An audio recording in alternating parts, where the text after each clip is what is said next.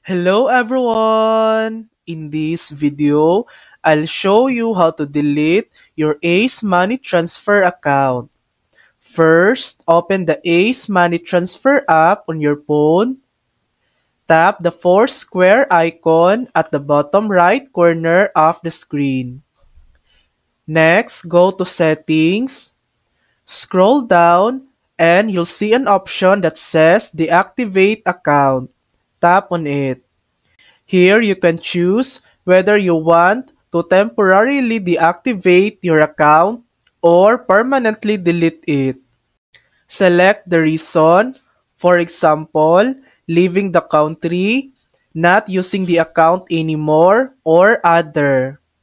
After selecting your reason, tap Confirm at the bottom. And that's it.